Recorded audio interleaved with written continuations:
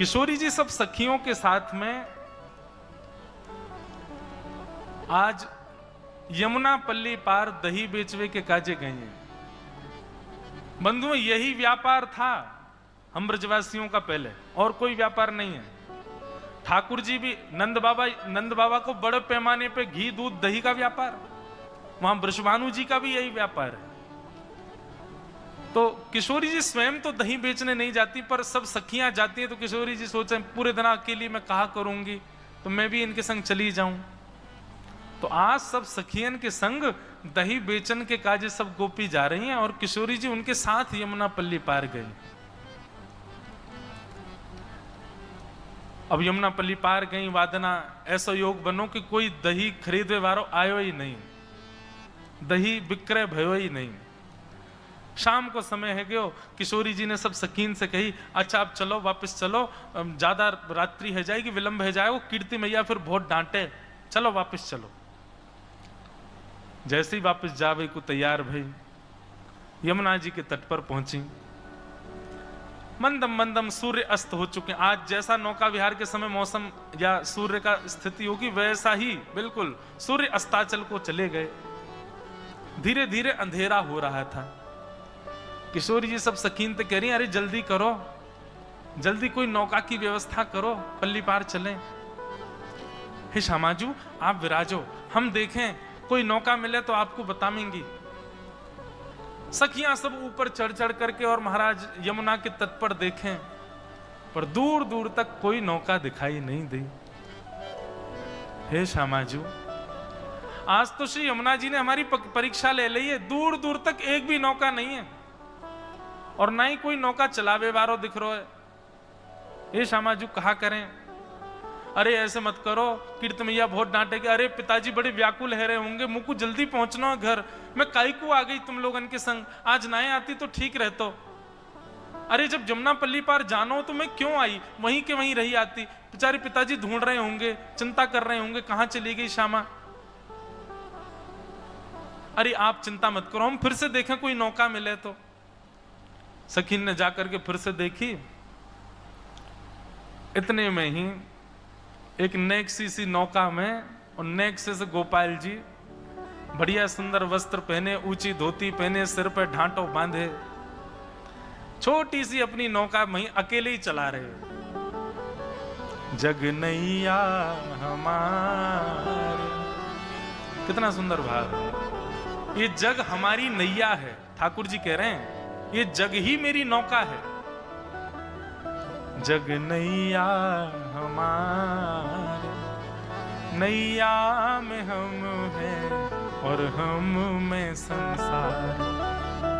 जग नैया हमारे, नैया में हम हैं और हम में संसार।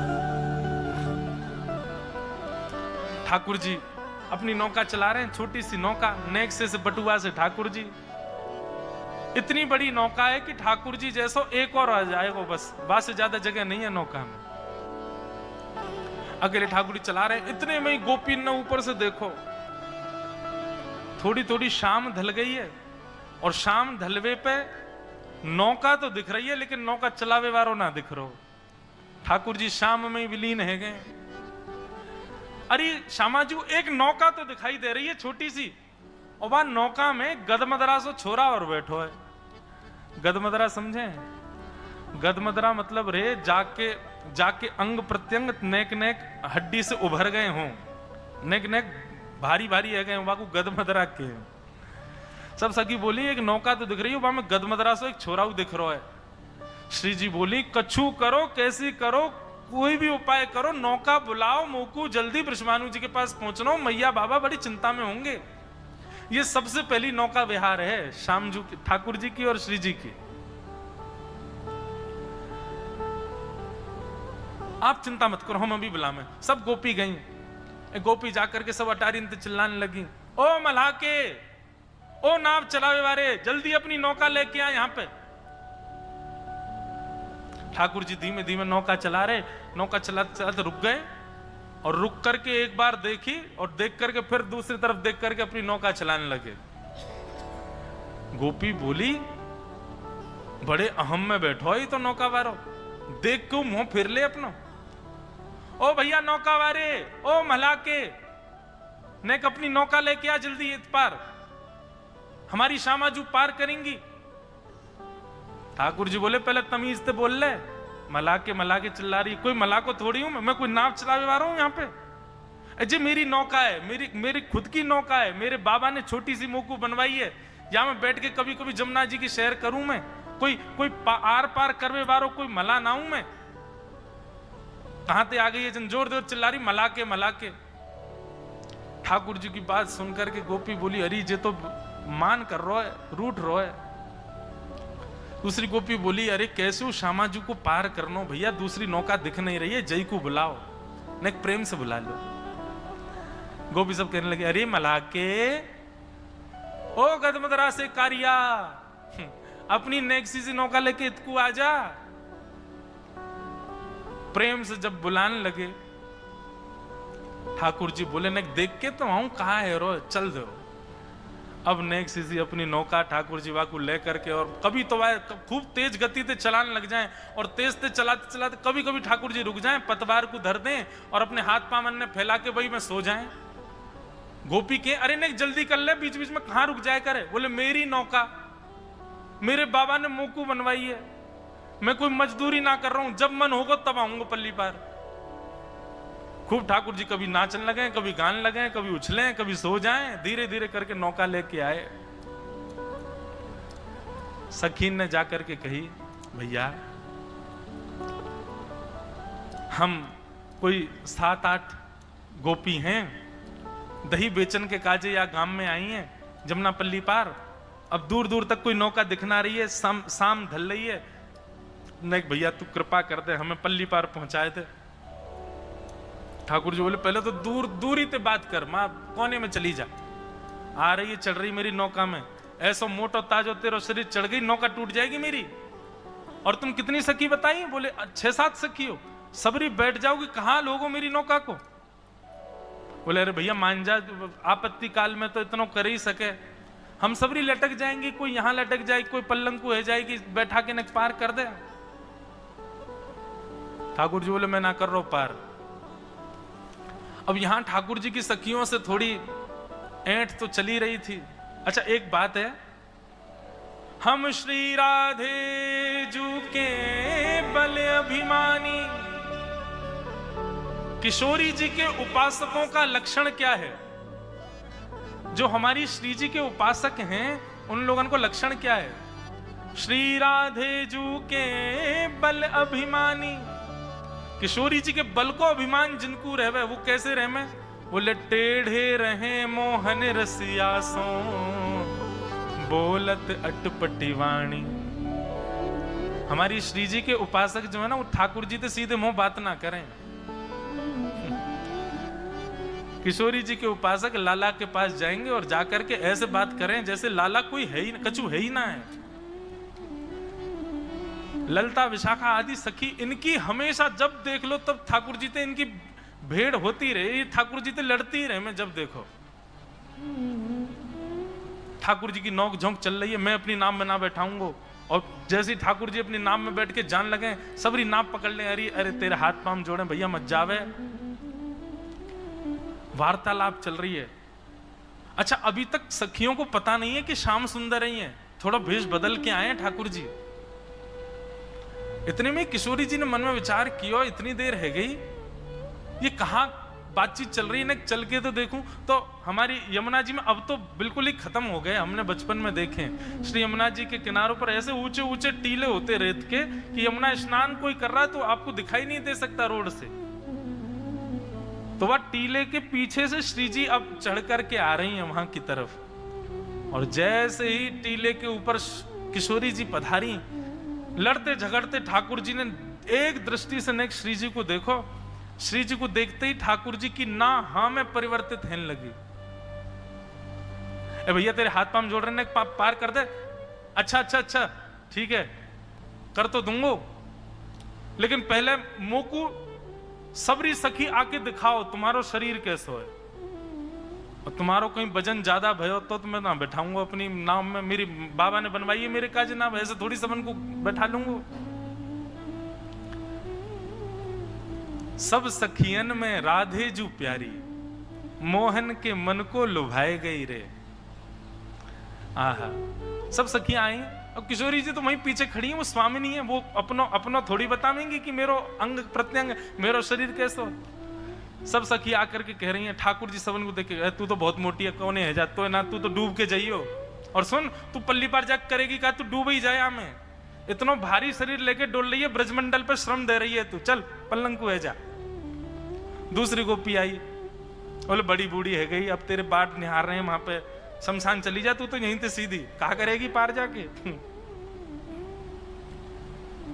सब गोपीन को ठाकुर जी रिजेक्ट करते जा रहे हैं और श्री जी वहीं खड़ी हैं अभी ऊपर, वहां मिट्टी के टीले पे, और ठाकुर जी ने सब सखीन से कह दी, बोले ना पार ना है सको, तुम लोगों ने ना बैठाऊं, मेरी नौका में इतना बल ही ना है, वो मेरो भार भी बहुत मुश्किल से संभाले। कोमल सो, बड़ो कोमल सो, बड़ो सहज सो, बड़ो निर्मल सो, बिल्कुल जैसे पंख को बजन रहे ना, ऐसे बजनवारी कोई बैठे तो बैठ जाए हम, और कोई ना बैठ सके। तभी ठाकुर जी ने श्री जी की ओर देखो, और श्री जी की ओर देख के बोली, वो कौन खड़ी है ऊपर? ललिता विशाखा बोली, नजरे नीचे कर ले, मोहम्मद देखियो, हमें तो तू बड़ो बता रहा, मोटी धाम धुल्लोसी और जन काका कह रहा हम ते, उन पे दृष्टि मत डाल लियो, नहीं तो यहां कछुआन ने खवा जाएंगी तो हम।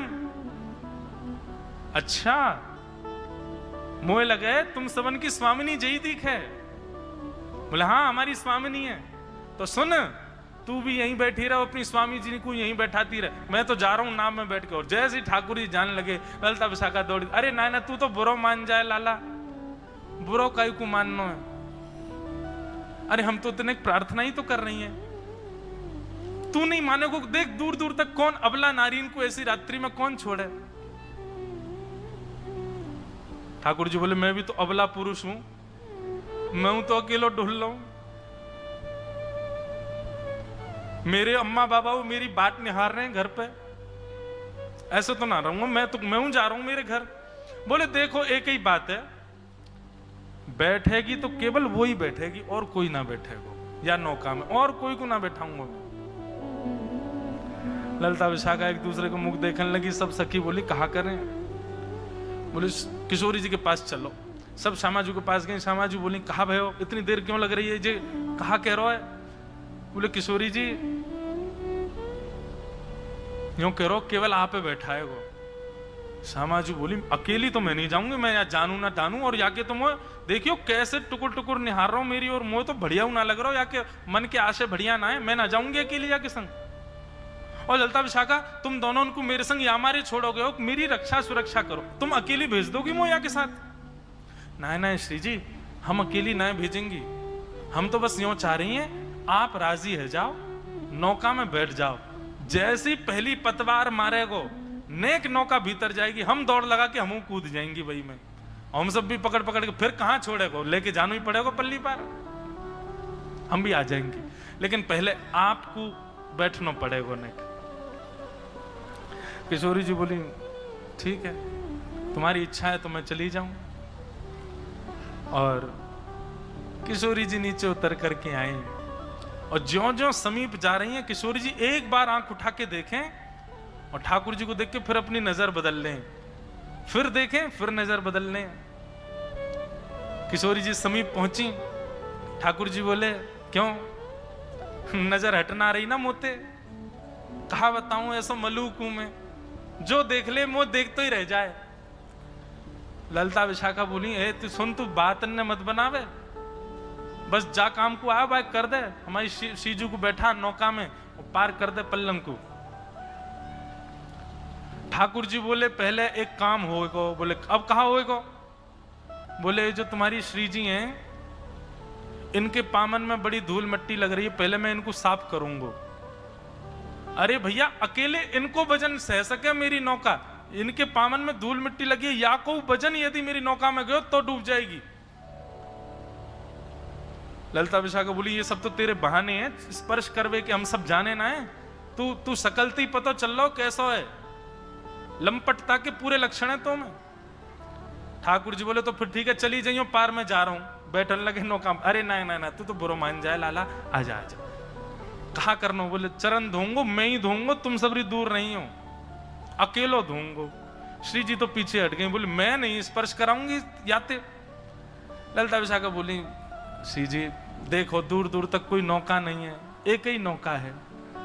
अब ठीक है जैसो भी है, पार तो कर ही देखो। और श्यामाजू एक बार बस या की नौका में बैठ जाएं हम, फिर तो या ऐसा सबक सिखाएंगी, पल्ली पार ले जा करके तो या के हाथ पांव बांध के एक एक डुक मार के जाएंगी यहाँ में। तुम चिंता मत करिए बिल्कुल, एक बार पाम धुलवाए लो।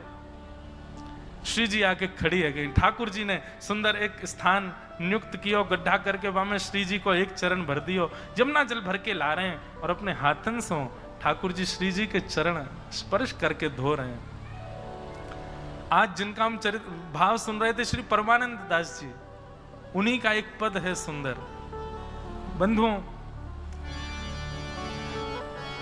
श्री जी की उपासकों को चाहिए नित्य इस पद का गायन किया। कुछ पद ऐसे हैं हमारे ब्रजमंडल, उनका गान नित्य करो। जैसे हरिराम व्यास जी का किशोरी तेरे चरणन की रज पाऊं, विठल विपुल बिहारिन देव जी का हमारे माई श्यामाजू को राज, श्री परमानंद दास जी का यह पद धन धन राधिका के चरण।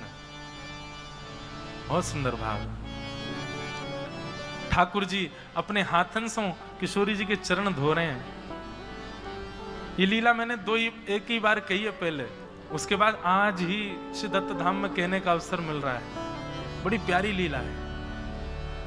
किशोरी जी एक पाम ऊपर करके खड़ी है, एक पाम नीचे है। ठाकुर जी अपने कोमल हस्त कमलन से किशोरी जी के हस्त कमल को स्पर्श कर रहे हैं और अपने हाथन से धो रहे हैं। किशोरी जी अपने आप को संभाल रही हैं। ललिता विशाखा ने किशोरी जी को ऐसे अपनो कंधा देवे आमे, ठाकुर जी के दूर कोई स्पर्श मत करियो, मैं अभी चरण धो रहा हूं। और चरण धोते समय यदि कोई और ने इनको स्पर्श किया तो ऐसा मानो जाएगा कि मैंने वाक्य चरण भी स्पर्श किए का, और तुम सबन के स्पर्श नहीं करूंगा, तुम स्पर्श के योग्य नहीं हो, मैं तो इन्हीं के करूंगा, या मेरे दूर रहो। श्री जी बोली अरे बाबड़े में गिर जाऊंगी फिर क्या करेगो? ठाकुर जी मंद मुस्काए, बोले अरे आप भी बोलना जानो का, इतनी देर रह गई बोले ही नहीं रही हो, चलो स्वर तो निकलो, एक काम करो ना, मैंने ऐसी बढ़िया पाग पहनी है जड़ी की, यहाँ पे अपने ने हाथ रख दो, दोनों हाथन को रख के बढ़िया खड़ी है, जाओ धो लो आपके चरण। किशोरी जी खड़ी हैं, दोनों हस्त कमल रख के ठाकुर। अब देखो एक और चित्र बता रहे हैं हम। एक पैर पर श्री जी खड़ी हैं, दूसरों पैर पीछे की ओर मोड़ रखो है, और दोनों हस्त कमल श्याम सुंदर के शीश पर रखे हैं, और ठाकुर जी नीचे बैठकर के श्री यमुना जल से किशोरी जी के चरण धो रहे हैं। कितना सुंदर स्वरूप है। कोई बनाए या चित्र को। ठाकुर जी ने चरण प्रक्षालन किए। धन धन राधिका के चरण, धन